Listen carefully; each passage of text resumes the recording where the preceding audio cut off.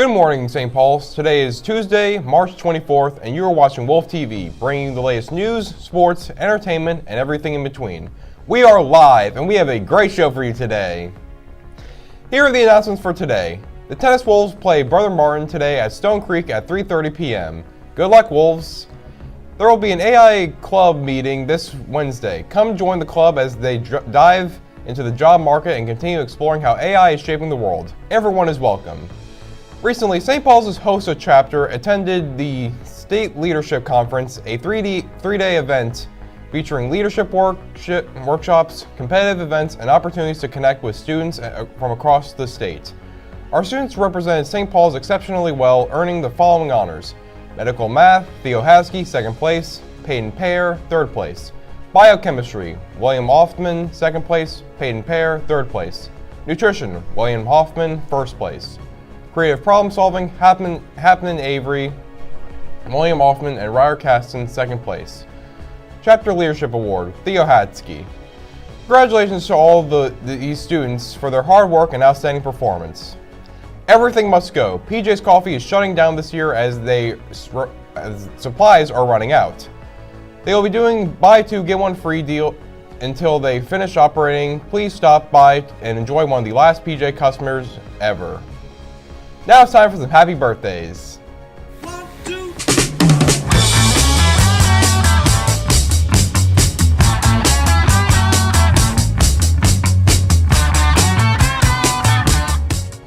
We wish a very special day to the following Wolves: Jake Bergeron, Riley Caston, Ryder Caston, Brandon Higgins, and Thomas Van Gruben.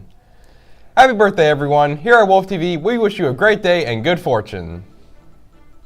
Now let's look at today's news. New York's LaGuardia Airport was shut down Monday after an Air Canada regional jet collided with a Port Authority fire truck while landing late Sunday night.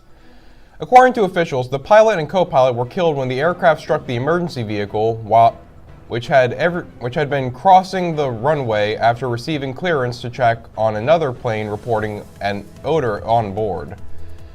The impact crushed the nose of the jet, flipped the fire truck on its side, and sent about 40 passengers and crew to hospitals with injuries ranging from minor to serious. Air traffic control audio captured a controller repeatedly shouting for the truck to stop moments before the collision. Investigators of the National Transportation Safety Board are now examining how the jet and vehicle ended up on the same runway, including whether communication errors or staffing conditions played a role. LaGuardia, one of the nation's busiest airports, remained closed until Monday afternoon, with more than 600 flights canceled and crews worked the crash sites. Officials say most injured passengers have been released, and both U.S. and Canadian authorities are assisting in the investigation. Recently, Donald Trump has deployed ICE agents in the National Guard into U.S. airports. They were deployed with the goal to help the TSA lines move faster, but it seems to be unclear whether they're actually helping or not. Officials are saying that the agents aren't trying to make immigration-related arrests while working with TSA, but that Trump said otherwise in a statement made on Sunday. Hours of waiting in TSA lines is causing many people to miss their flights, and hopefully the agents can help reduce these times. It was said that the National Guard will be deployed in order to help the ICE agents if their works are unsuccessful. As the work goes on, we will keep a close eye on the situation. Now here comes Wolf TV Trivia.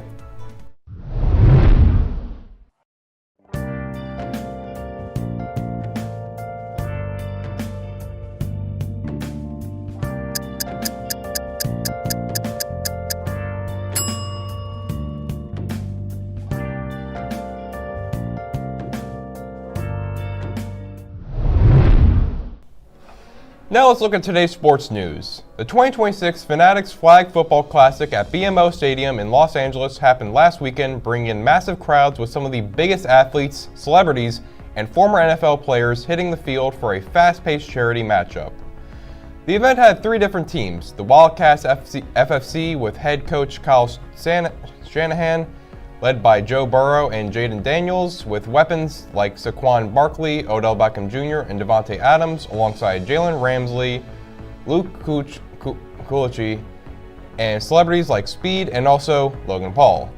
The Founders' head coach was Sean Payton, was captained by Tom Brady and Jalen Hurts and brought a stacked lineup of stars like Ashton Gianti, Devontae Smith, and Stefon Diggs. Team USA rolled in as the reigning flag football powerhouse, using the events to showcase the talent that will represent the U.S. when flag football debuts in the 2028 Summer Olympics.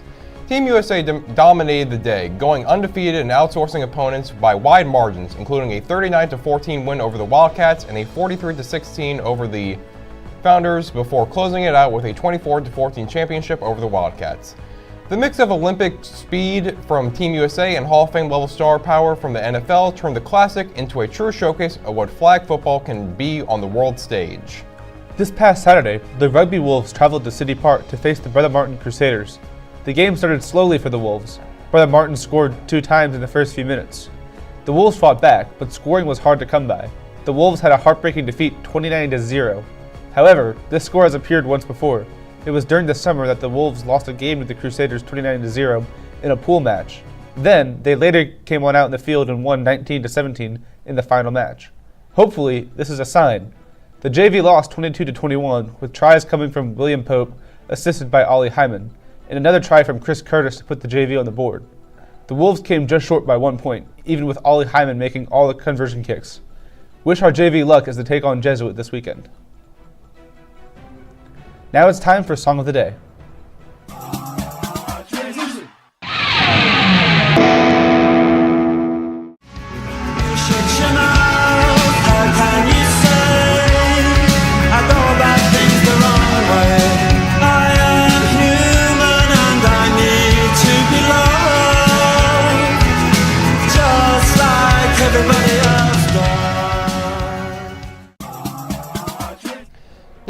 Now let's take a look at the world of entertainment and other things. Minecraft Live delivered a massive showcase this year, with first showing off the brand new Sulfur Biome, a glowing underground area filled with bright yellow stone, sulfur pools, and dangerous gas pockets, adding new ways for players to explore caves. You can find the Sulfur Slime, a new hostile mob that explodes into sparks when hit in the new biome, with the addition of new blocks, crafting materials, and a fresh cave atmosphere designed to make the underground exploration feel more alive and unpredictable. The event didn't stop there, with Mojang also announcing Minecraft Dungeons 2, promising larger worlds, new classes, and a more open world adventure style than the original. Fans also got a first look at the upcoming Minecraft Real Life theme park in England, a full interactive attraction where visitors can explore block-themed zones, complete challenges, and experience Minecraft-style builds in person. With new biomes, new mobs, a major sequel, and a real-life expansion, this year's Minecraft Live set the stage for one of the biggest years the franchise has ever had. Chuck Norris died over the weekend at the age of 86. The cause of death appears to be a heart attack. Norris left a profound impact on Hollywood cinema and became an iconic action hero of the 1980s and 90s. He really knew his martial arts though. Norris was a 6-time world middleweight karate champion who retired undefeated in 1974 before running a successful chain of karate schools. His greatest mainstream success came with Walker, Texas Ranger, the long-running TV series in which he portrayed the steadfast crime fighter Cordell Walker. Mr. Chuck developed a different kind of fame in the 2000s though, through internet memes celebrating his supposed invincibility. Jokes like, Chuck Norris makes onions cry, Chuck Norris can slam a revolving door, and when the boogeyman goes to sleep, he checks his closet for Chuck Norris. He is survived by his wife, Gina O'Kelly, and their twin daughters, Dakota and Dana Lee. His sons, Mike and Eric, and his daughter, Dina. Rest in peace, Mr. Norris. For our last story, this show is about to go to the dogs. Who says you can't go home? Not these pups. Yesterday, videos began going viral featuring a pack of 7 dogs in China who were stolen from their neighborhood, escaped their captors' trucks, and then walked 17 kilometers back to their homes. The rumor is that these dogs were captured for the illegal dog meat trade in China. They allegedly managed to break out of their cage and jump from a moving truck on the expressway. Over the course of 2 days, the pack navigated highways and open fields, refusing to separate. Videos of the dogs traveling along the road went viral online, with many pointing out the intrepid corgi who led the pack. It It was observed that the corgi, known as Big Fat, appeared to lead the group from the front, often turning back as if to check on the others. A golden retriever was seen walking along the outer edge, seemingly keeping watch. At the center, an injured German Shepherd, which was limping, was surrounded by the group. We could all learn a valuable lesson from these pups. They stuck together, they worked as a pack, and they made their way home, just like Happy Gilmore taught us all those years ago. So cheers to these dogs. The Baja Men once famously asked the question, who let the dogs out? Well, today asks a different but similar question. Who let the dogs in to our hearts? The answer is brotherhood. Hey Aiden, What? what do you call an alligator in a vest? What do you call it? An investigator. That's our show for today, Wolves. Thanks for watching Wolf TV, and until next time, let's make it a great day.